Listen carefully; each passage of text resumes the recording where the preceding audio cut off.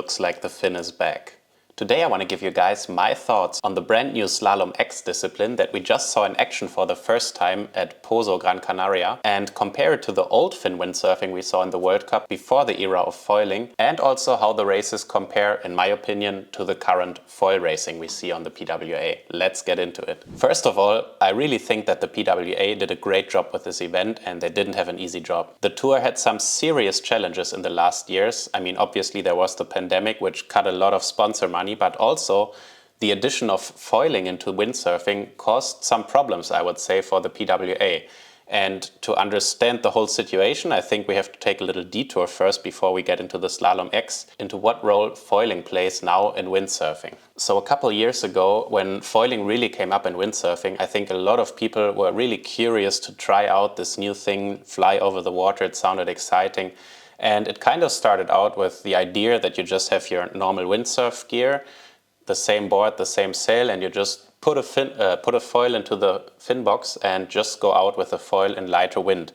But then, as is probably natural, foiling kind of evolved into something different. It became a lot more technical. Dedicated foil boards were being made, dedicated foil sails, and it became super complicated. Because foil windsurfing really is not the easiest thing to learn if you're coming from fin windsurfing. It's completely different. You need to relearn everything from just going on a straight line to the jibe. And it takes really, like after maybe 10-20 sessions, you can foil, but to properly learn it, I think it takes a couple years. And I think a lot of people were off-put by that, as well as this super complicated nature where people talk about 0 point whatever degrees a foil needs to be tuned. And then obviously we saw wing foiling come up, which just offered a maybe easier alternative to wind foiling. And it's not as complicated to learn. You can take cheaper gear, easier gear, and I think it attracted a lot of people, along with the factor that it's like much more compact, so you can fit it in smaller cars. And you don't need to have so much patience like in wind foiling to learn it properly and have fun. And what I see now, like obviously also when I do a YouTube video on foiling, it gets maybe 50 to 60% of the views that I get on a fin windsurfing video. And this is also what the PWA had to deal with, obviously, because they kind of are obliged to race in the slalom with the fastest gear that is available. And I mean, after already 1 or 2 years, when foiling was introduced into the PWA, it became clear that foiling would be just faster in almost all conditions, like we saw in the first event in Israel with Nicolas Goya just winning every race, I think, and then the following years they had the rule of like where it was mixed into one discipline basically. So the idea was you take in the lighter wind the foiling gear and in the stronger wind the fin gear. It became obvious that even in the stronger wind the foil is more competitive, which obviously caused some disconnect between the PWA and the normal windsurfers, because most of the normal windsurfers are still mainly sailing on the fin. And now the PWA, on the other hand, which is a rider organization, but also the brands are sitting in there. So it's also important for the PWA to kind of represent what the average windsurfer is doing. It was a problem that they were only promoting foil now, which I think they didn't really plan, but it just happened like this because the foil was so competitive that the normal windsurfer was doing fin windsurfing and they were promoting foil windsurfing. And obviously, I understand it was very hard to go back and say, okay, we're just going on fin, because obviously the foil was faster and the more competitive thing, so you cannot cut it out anymore. And I think this solution that they found now to make the Slalom X, but not go back to the racing we saw before foiling in fin windsurfing, where you would also go like in 8-9 knots with a 9.5 sail and the 85 board, and the races were honestly kind of boring, because what you would have happen is that there was not much happening in the race. Like everyone was just trying to stay on the plane, and the only position changes you would see if someone dropped off the plane in the jibe, which is not the most exciting. So I think taking this kind of advantage that they have now, that they do have the foil for all the light wind stuff, they can make the fin windsurfing something completely else. And I think what they are not now trying to do is just put on the best show for the media. So from this perspective, after watching the Pozo World Cup now, I think they really succeeded, because it was an amazing show, honestly. And mixing in these elements like the chicanes, like the sausage that they had to jump over, and the double jibe that they put in, and then doing half fleet and going in the waves. I think like everyone can relate to these things because most average windsurfers try to chop up sometime.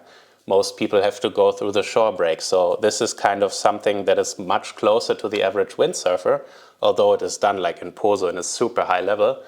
People can relate to it. And I saw also some comments before the Slalom X that it would be kind of like a circus, you know, because people are so used to the normal racing, and putting like jumps in there and stuff like this wasn't real racing to them. And I have to say, to a certain degree, I kind of shared this concern because I really, really enjoyed the fin racing that we saw also before the foiling era.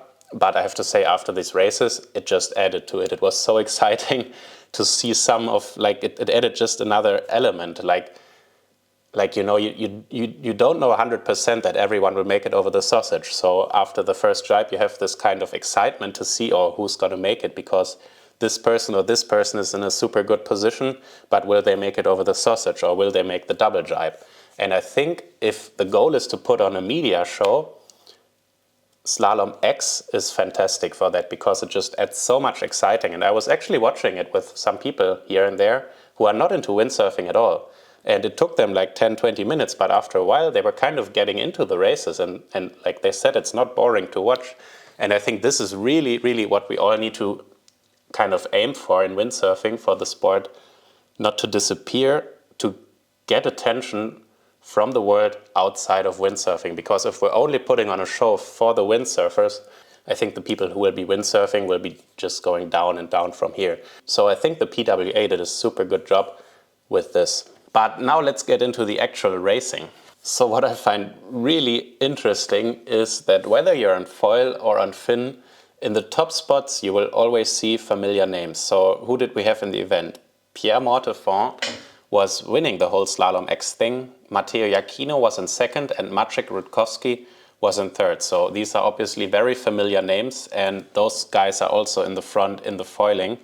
Maybe one name that is more suited to the foil, who was also competing here, was Amado. He was really battling for a lot of wins last year in the foiling, and I think he hasn't trained a lot on the fin lately, so I think if he did, he would also be right up there in the fin. He was just focusing the last years, I feel, on the foil. And yeah, obviously, who else did we have? We had Jordi in fourth.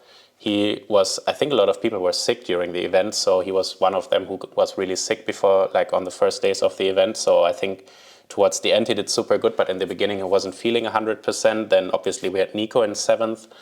And I think in total it were 26 competitors. And what I found really fun to watch is that there were a lot of young guys joining because they were eager to get on the fin, but also guys like Andy Laufer in their 50s. And I think that's super cool that we can immediately see that this Slalom X discipline is attracting a lot of different people. I think when we would go to spots where it's like maybe a little bit easier, because Poso is for sure one of the hardest slalom venues if you're going full tilt down the waves, we would see even more people in places like, for example, I don't know, Alachete or something like this.